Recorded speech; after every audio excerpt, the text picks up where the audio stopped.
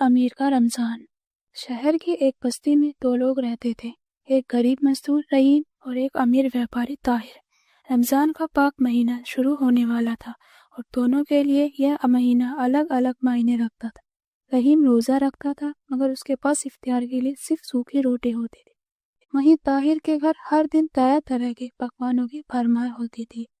رحیم اپنے چھوٹے سے گھر میں بیٹھا اپنے بچوں کو سمجھا رہا تھا، بیٹا، رمضان صبر اور تیاگ کا مہینہ ہے۔ یہ ہمیں دوسروں کی مدد کرنے اور اپنے اندر انسانیت بنائے رکھنے کی سیکھ دیتا ہے۔ دوسری طرف طاہر اپنے نوکروں کو بڑے بڑے افطار آیوجن کرنے کے آدیش دے رہا تھا۔ اس بار ہماری افطار پارٹی سب سے بڑی ہونی چاہیے، سارے امیر لوگ آئیں گے، ہمیں سوشل میڈیا پر بھی اس کی چرچا کروانی ہے۔ رمضان کے دنوں میں رحیم کا کام کم ہو گیا تھا۔ کئی بار ایسا ہوا کہ اس کے گھر میں صرف پانی اور ایک روٹی سے افطار کرنا پڑا۔ ایک دن رحیم کا بیٹا علی اس کے پاس آیا۔ ابا، ہم اتنے غریب کیوں ہیں؟ کیا اللہ صرف امیروں کو ہی دیتا ہے؟ بیٹا، امیری اور غریبی انسان کے دل میں ہوتی ہے، صبر کرو، اللہ ہمارے لیے بھی کوئی راستہ نکالے گا۔ دوسری اور طاہر کی افطار پارٹیوں کا دور جاری تھا۔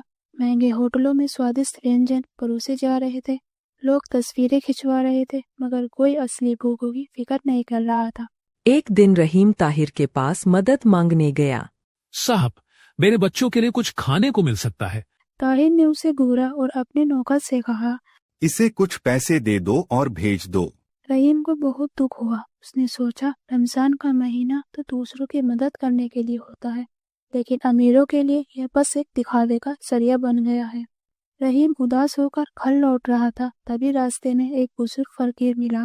بیٹا، صبر کرو اور دوسروں کی مدد کرتے رہو، اللہ تمہاری محنت دیکھ رہا ہے۔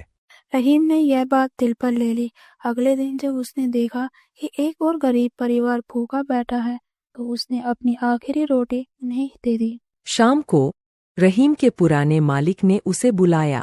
رحیم، مجھے تمہاری ایمانداری پر پورا بھروسہ ہے، میں تمہیں ایک نئی نوکری دینا چاہتا ہوں۔ رحیم کی محنت رنگ لائی، اب اس کے گھر میں کھانے کی کوئی کمی نہیں رہی۔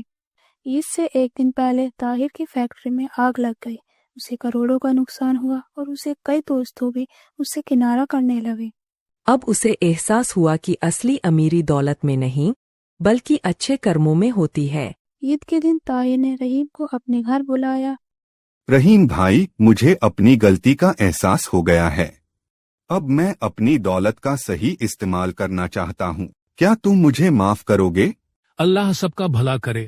اس دن سے طاہر غریبوں کی مدد کرنے لگا اور اس نے رحیم کو اپنی فیکٹری میں ایک اچھی نوکری دی۔